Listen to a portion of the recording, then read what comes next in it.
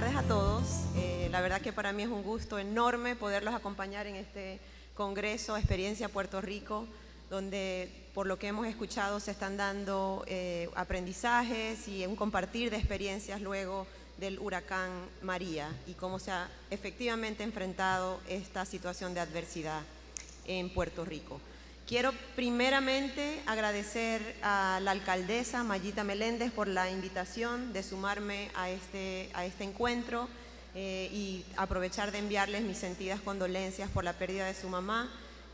Creo que ha hecho una labor fantástica en el periodo post-huracán que esperamos nosotros desde el enfoque más latinoamericano e interamericano poder continuar apoyando. También una palabra de reconocimiento a Miki Espada por haber organizado este evento y haberlo hecho de manera tan impecable, y a dos guerreros por la democracia, a dos guerreros por la municipalidad, mi amigo Giovanni Vicente, al igual que Belmaris Rodríguez. Entonces solamente hacer esas palabras de agradecimiento. Quiero comentarles dos cosas. El enfoque de mi presentación hoy es bastante diferente al resto en dos sentidos. Por un lado, mi visión es muchísimo más regional en el sentido de que el aprendizaje que yo traigo para compartir es desde el enfoque de los países miembros de la Organización de los Estados Americanos, es decir, no está necesariamente enfocado a la realidad de Puerto Rico, pero sí conecta muy grandemente con temas que son estructurales a nuestras sociedades y que también se replican en el ámbito de este país. Y en segundo lugar, estaré enfocándome en uno de los aspectos que Alicia, quien me antecedió en la presentación, puntualizaba eran estructurales en el enfrentamiento de la situación post-huracán, que tiene que ver con los altos niveles de inequidad que aún permanecen, que aún existen en muchas de nuestras sociedades, incluido también Puerto Rico. Brevemente voy a estructurar la presentación haciendo un desglose muy general sobre algunos de los conceptos que nosotros manejamos desde la OEA sobre el tema de desigualdad y de inclusión social, un breve pantallazo sobre la situación de inequidad en América Latina, que como digo tiene a ver con mucha de la realidad que se ve aquí en Puerto Rico, algunas consecuencias de la desigualdad para la democracia y para el ejercicio pleno de derechos humanos, para luego pasar muy brevemente a algunas contribuciones del tercer sector y específicamente cómo podemos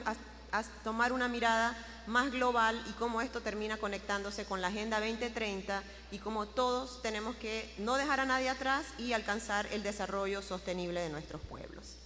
Desde la OEA entendemos la desigualdad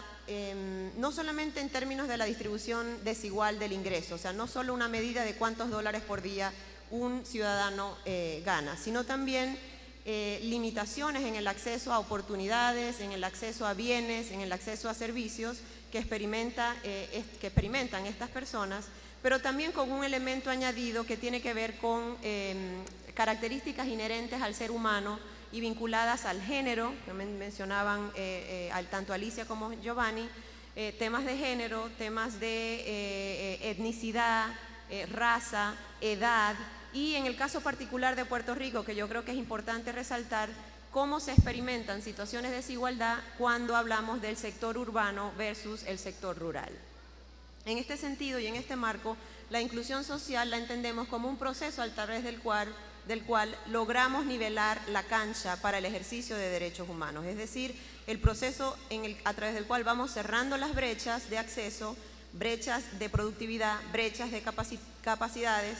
el poder acceder a empleos, a la seguridad social, a la salud, a la educación en igualdad de oportunidades. Es decir, la idea clave y el mensaje clave es que la inclusión social no es igualdad de recursos, es poder gozar de derechos humanos en plenitud en nuestras sociedades. Mirando un poco la actualidad de los índices de desigualdad en nuestra región, yo creo que es importante mencionar, porque esto también es aplicable al contexto de Puerto Rico según las estadísticas que existen, es que se ha logrado superar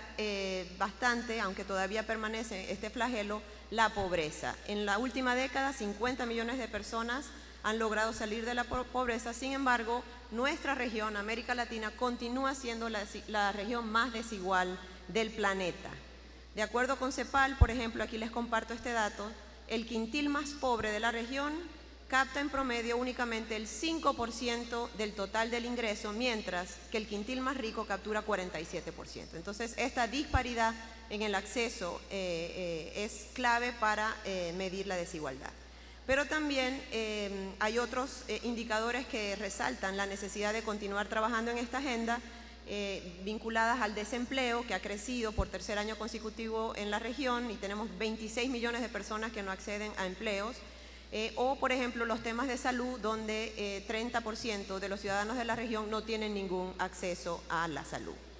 En el tema de género, por ejemplo, que es una de las agendas que yo más trabajo y que con la que estoy más comprometida, también hay datos que ilustran la desigualdad que se da entre hombres y mujeres. Por ejemplo, las mujeres en nuestra región, en América Latina, ganan en promedio 71% del ingreso masculino y las tasas de desempleo continúan siendo altas, mucho más altas, al menos en 40% que la de los hombres. Y un hecho que realmente pienso yo desde mi perspectiva y del análisis e investigaciones que he hecho es la raíz de esta desigualdad, y es que en promedio las mujeres ocupan 30% más de su tiempo al cuidado de sus hogares, de las personas mayores, de las personas con discapacidad, de la niñez, mientras que este no es el caso para sus ciudadanos varones. Hay otro tema también que quería poner en el radar de todos ustedes, que tiene que ver con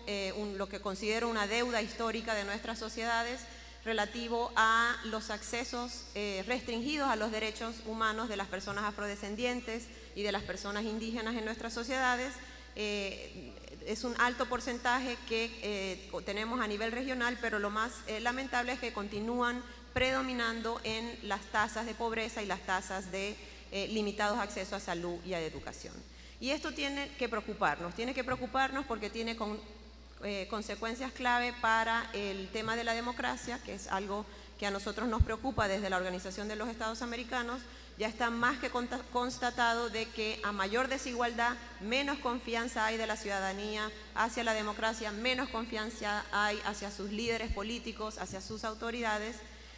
También tiende a aumentar las prácticas antisociales y situaciones de violencia, la desigualdad,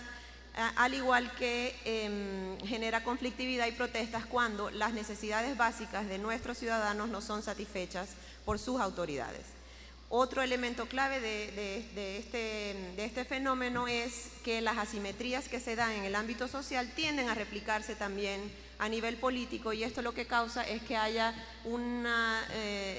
debilitamiento de la calidad de las decisiones políticas que salen de nuestros sistemas. El tercer sector, como ya se ha venido mencionando, es el intermediario, o digamos el otro que existe además del público y el privado. Desde nuestra perspectiva trabajamos mucho con este sector y lo entendemos como el conjunto de organizaciones que realizan labores usualmente sin ánimos de lucro, que no pertenecen a entidades privadas ni públicas y que realmente no buscan un beneficio económico de sus acciones, sino que más bien aglomeran intereses y hacen abogacía por aquellos que no tienen voz, aquellos que no necesariamente pueden abogar por sus derechos. Algunas características del tercer sector es que tienen un carácter voluntario, como Alicia muy claramente mencionó para el caso de Puerto Rico post-huracán, que surgen de la propia voluntad ciudadana de querer contribuir y se agrupan en torno a objetivos y fines consensuados entre ese grupo y con la finalidad de mejorar el bienestar de personas y colectivos determinados, ¿verdad? Pensando un poco en esta idea de economía social que mencionaba Giovanni, persiguen un progreso social solidario y que sea inclusivo de todas las personas. Nosotros desde la OEA trabajamos con este tercer sector a través de un trabajo muy cercano con organizaciones de la sociedad civil, y hay ejemplos muy interesantes y muy útiles que ilustran la capacidad de abogar por intereses muy específicos y lograr que a nivel del consenso interamericano estos intereses se vean representados. Puedo compartirles en la conversación algunos de estos ejemplos, pero ya a modo de cierre quisiera más bien poner en el radar, como decía, este compromiso que todos los países de la región hemos hecho a través de los Objetivos de Desarrollo Sostenible y la Agenda 2030, que tienen que ver con el fin de la pobreza, la reducción de la desigualdad, el tema de la educación, acceso al agua, una serie de temas que tienen a ver con el bienestar de nuestros pueblos, pero el objetivo número 17 específicamente se enfoca en la construcción de alianzas estratégicas para el logro de los objetivos. ¿Y qué es lo que busca hacer? El fortalecer la movilización de recursos internos, mejorar la cooperación, pero sobre todo resaltar los aportes que organismos del tercer sector pueden hacer para avanzar esta agenda de desarrollo sostenible. Digamos entonces que es un trípode de influencias desde el sector privado, desde el sector público y desde este tercer sector que aglomera intereses y que hace abogacía por aquellos que no necesariamente lo pueden hacer. Les dejaría entonces aquí y podemos continuar el diálogo post presentaciones. Muchísimas gracias.